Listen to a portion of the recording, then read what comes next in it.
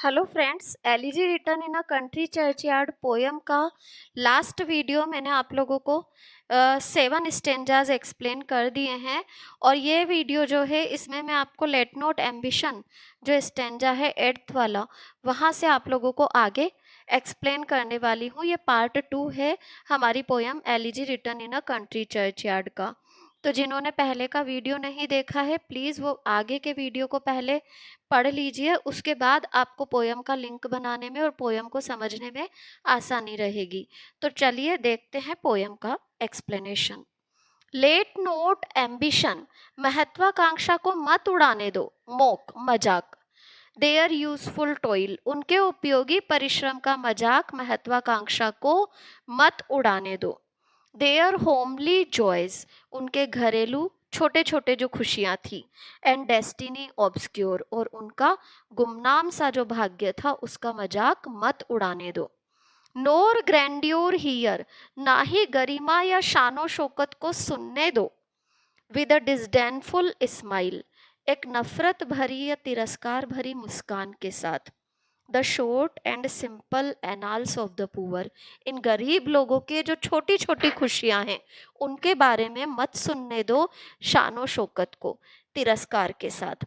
यानी कि जिन लोगों ने शानो शौकत प्राप्त कर ली है, जो कि प्रसिद्ध हो गए हैं, जिनको उनकी महत्वाकांक्षा का रिजल्ट मिल गया है, उन लोगों को, इन गरीब लोगों की छोटी छोटी खुशियों का मजाक मत बनाने दो। द बोस्ट ऑफ हेराल्ड्री, वंश व्यवस्था के, हम इस वंश के हैं उस वंश के हैं, ये वंश व्यवस्था का जो दिखावा होता है, दावा होता है। बोस्ट यानी बड़ी बड़ी बातें, दिखावा, दावा। द पोम्प ऑफ पावर, और साथ ही साथ में शक्ति का प्रदर्शन। द पोम्प ऑफ पावर, शक्ति का प्रदर्शन। And all that beauty all that wealth ever gave, चाहे सौंदर्य जो दे सकता है, चाहे संपत्ति जो दे सकती है, वो हर चीज।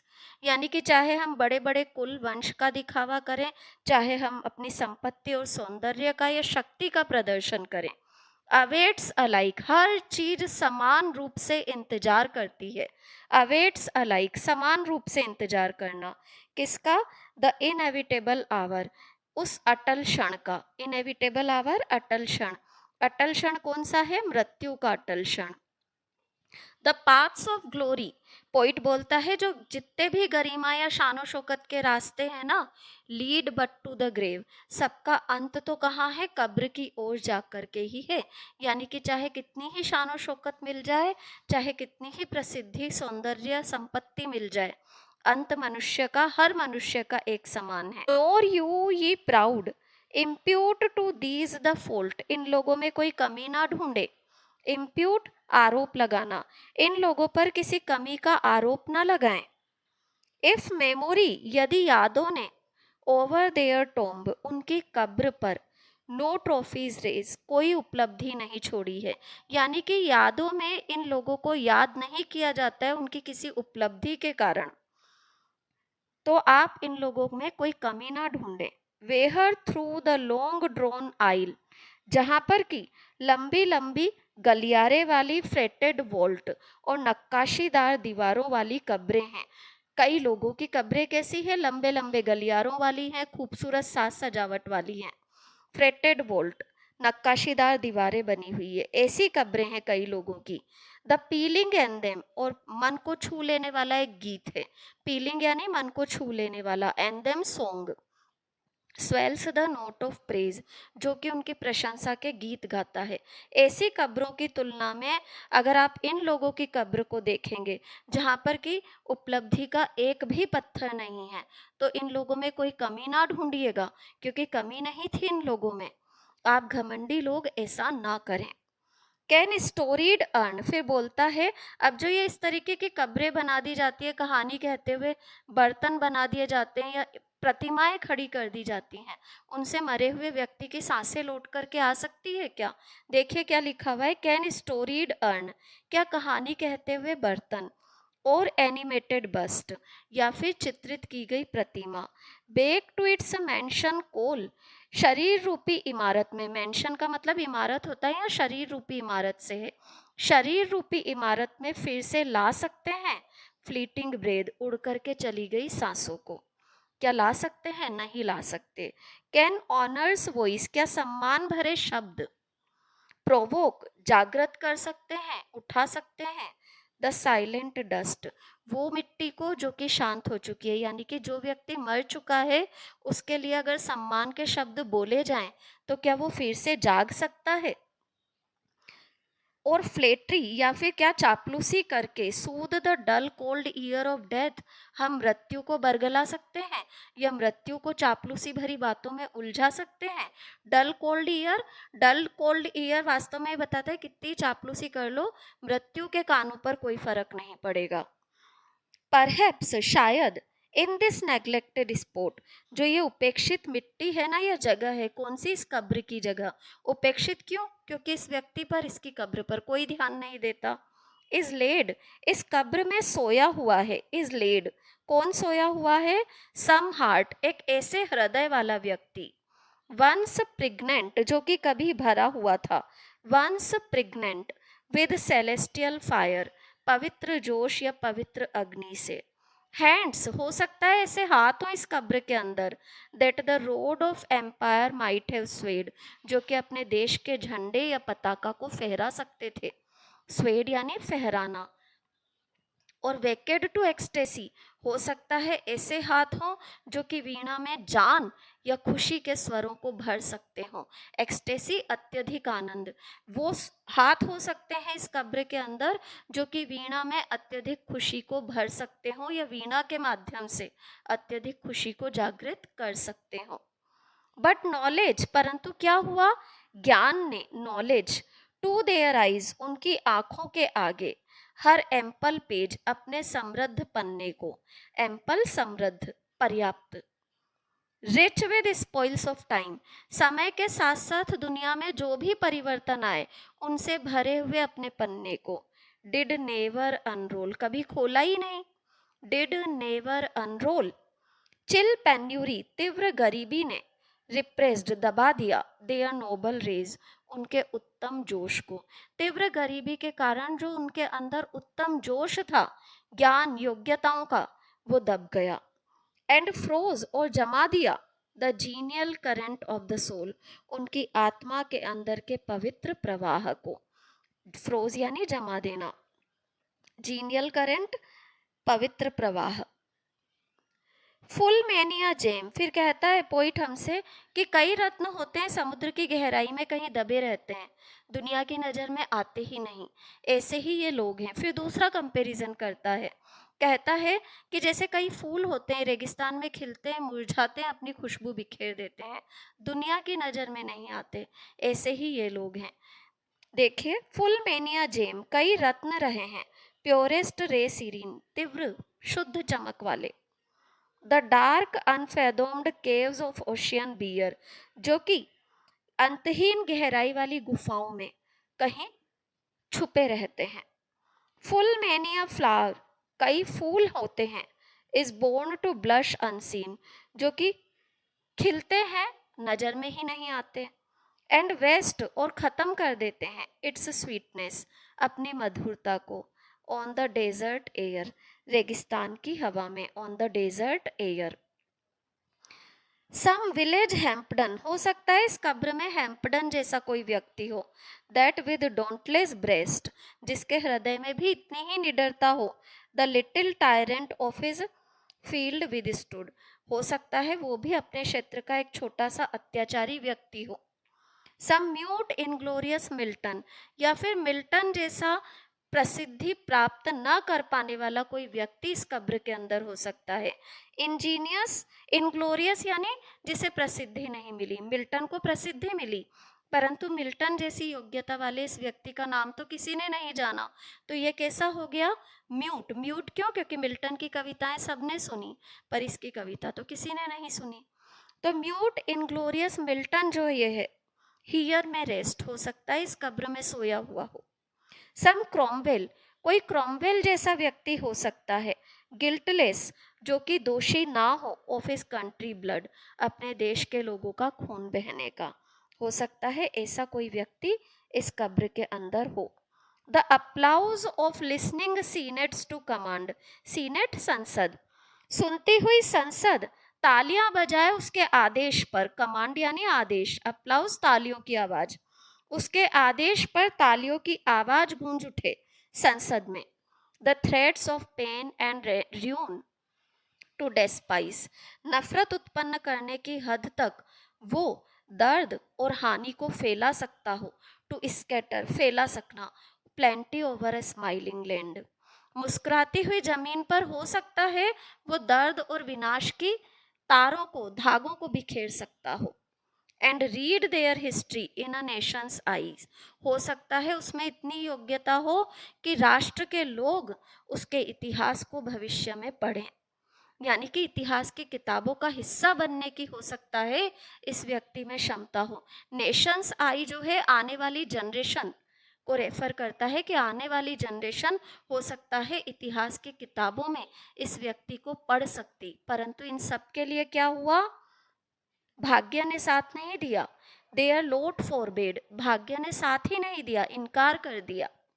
नोर सर्कमस्क्राइब्ड अलोन, सर्कमस्क्राइब्ड सीमित कर देना, भाग्य ने न केवल सीमित किए देयर ग्रोइंग वर्चूज, उनके बढ़ते हुए गुण, बट देयर क्राइम्स कन्फाइंड, बल्कि उनके दोष भी सीमित कर दिए, यानी कि ना तो उनके गुण किसी के सामने आए ना उनके दोष किसी के सामने आ पाए। फॉरबेड, भाग्य ने इनकार कर दिया, मना कर दिया। टू वेड थ्रू, रास्ता बनाने से। स्लोटर टू अ थ्रोन, कि वो मार काट करके सिंहासन तक का रास्ता बनाए।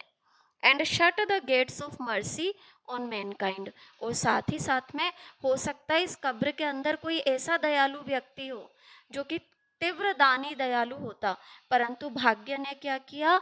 उसकी कृपा और दया के दरवाजे भी मानव जाति के लिए बंद कर दिए। कैसे? इस व्यक्ति को प्रसिद्धि नहीं होने दिया कि वो दुनिया पर कृपा करता। The struggling pangs of conscious truth to hide, अपने अंदर के इस सच को जानने के बावजूद इसे दबाने के लिए इस व्यक्ति ने जो संघर्ष किया होगा। स्ट्रगलिंग, संघर्ष, पैंग्स दर्द, संघर्ष का जो दर्द होता है, किस किस चीज का संघर्ष किया इस व्यक्ति ने? The conscious truth to hide, उसे पता था कि उसके अंदर योग्यता है, ये तो हुआ उसका कॉन्शियस ट्रूथ। कॉन्शियस यानी जागरूक, ट्रूथ यानी सच्चाई, वो अपने अंदर योग्यता की सच्चाई को लेकर के जागरूक था, पर उसे क्या करना पड़ता था? अपने इस दर्द को सहन करना पड़ता था, छुपाना पड़ता था। टू क्वेंच द ब्लशेस, उसे चुप करना पड़ता था, उस शर्मिंदगी को दबाना पड़ता था। ऑफ इंजेनुअस शेम, जो कि योग्यता होने के बावजूद भी उसे झेलनी पड़ती थी, उस योग्यता के बावजूद जो शर्मिंदगी वो झेलता था, उस शर्मिंदगी को दबाने के संघर्ष को भी उसे झेलना था। और हीप द श्राइन, उसमें योग्यता थी ढेर लगाने की। श्राइन यानी मंदिर, मंदिर पर लग्जरी एंड प्राइड, विलासिता और गर्व की जो मंदिर है उस पर उसमें ढेर लगाने की क्षमता थी। किस चीज का ढेर? विद इंसेंस, अगरबत्तियों का ढेर। किंडल्ड एट म्यूजेस फ्लेम, वो अगरबत्तियां जो कि कविता की देवी के सम्मान में जलाई जाती हैं, उन अगरबत्तियों को जलाने की क्षमता इस व्यक्ति में थी, ढेर लगा देने की क्षमता इस व्यक्ति में थी। पर क्या हुआ? भाग्य ने इनकार कर दिया। Far from the madding crowds, madding crowds लोगों की पागल कर देने वाली भीड़, फार दूर, लोगों की पागल कर देने वाली भीड़ से कहीं दूर। इग्नोबल स्ट्राइफ, इस भीड़ का जो ध्यान न देने योग्य संघर्ष था उससे कहीं दूर, इग्नोबल, ध्यान न देने योग्य। देयर सोबर विशेष, उनकी छोटी छोटी कामनाएं थी। नेवर लर्न टू स्ट्रे, उन्होंने भटकना नहीं सीखा, यानी कि उसकी कामनाएं छोटी छोटी ही रही और कभी भी वो रास्ते से भटका नहीं। Along the cool sequestered vale, cool peaceful शांतिमय, सिक्वेस्टर्ड सीमित, वेल घाटी, उसके जीवन की घाटी बड़ी ही शांत और सीमित सी रही। They kept the noiseless tenure, और उन्होंने क्या किया? इसमें शोर रहित गरिमा को बनाए रखा। नॉइजलेस टेनोर, शोर रहित गरिमा, उन्होंने बनाए रखा उस शोर रहित गरिमा को। ऑफ देयर वे, जो कि उनके रास्ते की थी। यट इवन दीज बोन्स, परंतु फिर भी इन हड्डियों को, फ्रॉम इंसल्ट टू प्रोटेक्ट, किसी भी प्रकार के अपमान से बचाने के लिए। सम फ्रेल मेमोरियल, कोई कमजोर सा यादगार, स्टिल इरेक्टेड हाई, इनकी कब्र के पास एक पत्थर यादगार में खड़ा कर दिया गया है। इन लोगों को याद करने के लिए, इनकी हड्डियों को अपमान से बचाने के लिए किसी ने इनकी कब्र पर एक पत्थर रख दिया है विद अनकाउथ राइम्स, और इस पत्थर पर कुछ कम पढ़े लिखे व्यक्ति के द्वारा अस्पष्ट से शब्दों में कविता लिख दी गई है, अनकाउथ राइम्स। शेपलेस स्कल्पचर डेकेड, और एक अजीब से आकार की प्रतिमा भी खड़ी कर दी गई है। डेकेड यानी सजा देना। एक शेपलेस स्कल्पचर से सजा दी गई है ये कब्र। इम्प्लोर्स, और इस कविता में अनकाउथ राइम में क्या है, विनती की गई है। इम्प्लोर्स द पासिंग, पास से गुजरते हुए लोगों से। ट्रिब्यूट ऑफ अ साई, कि वो आह भर करके श्रद्धांजलि दे दे। देयर नेम, और इस पत्थर पर और क्या क्या लिखा हुआ है, इन लोगों का नाम लिखा है जो मर गए हैं। ईयर्स, उनकी उम्र लिखी है। Spelt by the unlettered muse, उस असभ्य या अशिक्षित कवि के द्वारा जैसा भी उसे टूटा फूटा आता था उस अंदाज में जो कुछ भी लिखा गया है, साथ ही साथ में उनका नाम और उम्र भी लिख दी गई है। द प्लेस ऑफ फेम, किस जगह पर वो प्रसिद्ध हुए, यानी कि कहाँ उनका जन्म हुआ, जीवन बिताया। एंड एलिजी, और उनके सम्मान में एक एलिजी भी यहाँ सप्लाई कर दी गई है, लिख दी गई है। एंड मेनिया होली टेक्स्ट, और कई पवित्र शब्द, होली टेक्स्ट। अराउंड शी स्ट्रूज, उसने चारों ओर बुन दिए हैं, लिख दिए हैं। दे टीच, जिन्होंने कि सिखाया। द रस्टिक मोरलिस्ट, उस ग्रामीण नैतिकतावादी व्यक्ति को। टू डाई, मृत्यु को स्वीकार करना। फॉर हु, ये व्यक्ति। To dumb forgetfulness, dumb forgetfulness क्यों कह रहा है, क्योंकि जब हम किसी को भूल जाते हैं तो उसके बारे में बात नहीं करते, यानी कि गूंगे हो जाते हैं। तो डम्ब फॉरगेटफुलनेस का ये व्यक्ति क्या रहा, प्रे, शिकार रहा।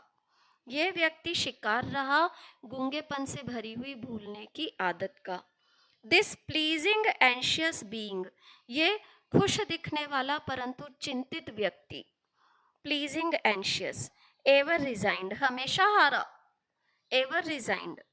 Left the warm precincts of the cheerful day, उसने जोश से भरे हुए समस्त क्षेत्रों को छोड़ दिया। लेफ्ट यानी छोड़ देना, वार्म यानी जोश से भरे हुए, प्रेसेंट्स क्षेत्र दायरा, हर उस क्षेत्र को जो कि जोश से भरा हुआ था उसे उसने छोड़ दिया। ऑफ द चीयरफुल डे, खुशी से भरे हुए दिनों के। नोर कास्ट, ना ही डाली। One longing lingering look behind, पलट करके एक भी आतुरता भरी नजर इस व्यक्ति ने पीछे नहीं डाली। ऑन सम फॉन्ड ब्रेस्ट, किसी प्रेम भरे हृदय पर। फॉन्ड ब्रेस्ट, प्रेम भरा हृदय। किसी प्रेम भरे हुए हृदय पर। द पार्टिंग सोल रिलाइज, जाते हुए या मरते हुए व्यक्ति की आत्मा निर्भर करती है, यानी कि एक मरता हुआ व्यक्ति उम्मीद करता है कि किसी के मन में तो उसके लिए प्रेम हो। सम पायस ड्रॉप्स, कुछ पवित्र बूंदें, किसकी, आंसू की। द क्लोजिंग आई रिक्वायर्स, एक व्यक्ति जिसकी आंखें बंद हो रही होती हैं, उसकी आंखें मांगती है कि कोई तो उसके लिए आंसू की दो शुद्ध बूंदें गिरा दे। इवन फ्रॉम द टोम्ब, यहाँ तक कि जो हमारी कब्र होती है ना, even from the tomb the voice of nature cries, उस कब्र में से भी हमारा स्वभावगत जो भाव है, नेचर की हमारी जो आवाज है वो गूंजती है। इवन इन अवर एशेस, जो हमारी राख होती है ना जब हम मर जाते हैं, लिव देयर वांटेड फायर्स, तो उसमें भी कामनाओं की अग्नि जीवित रहती है। फॉर दी, फिर आगे के स्टेंजा में वो कह रहा है कि वो लोग जो कि इन मृत लोगों के बारे में सोचते हैं, वो। For thee who mindful of the unhonoured dead, आप लोग जो कि इन असम्मानित मृत लोगों के बारे में सोचते हैं, unhonoured dead. Dost in these lines their artless tale relate, इन लाइनों में उनकी कलाविहीन कहानी को रिलेट कर ले, संबंधित कर ले। इफ चांस बाय यानी कि by chance, by lonely contemplation lead, एकाकी चिंतन में खोए हुए आप इस कब्र तक आ जाते हैं, तो इनकी कहानी को आगे जो शब्द आ रहे हैं उनसे रिलेट करके समझ लें। सम किंडर्ड स्पिरिट, हो सकता है कि कोई जोश से भरा हुआ व्यक्ति शैल इंक्वायर दाई फेट, उनके भाग्य के बारे में मांगे जानकारी। तो आप ये प्रकार से, ये जो नीचे आगे आएगा उस प्रकार से उनकी कहानी को रिलेट कर लें। यहाँ तक का एक्सप्लेनेशन मैं पार्ट 2 में डाल रही हूँ, इसके आगे का एक्सप्लेनेशन मैं डालूंगी पार्ट 3 में। तो कनेक्टेड रहिए। वीडियो में मेरा एक्सप्लेनेशन आप लोगों को अच्छा लगा हो तो प्लीज़ मेरे चैनल को लाइक, सब्सक्राइब और शेयर ज़रूर करें। कोई भी कन्फ्यूज़न हो तो कमेंट बॉक्स में कमेंट ज़रूर डालें। Thank you everyone.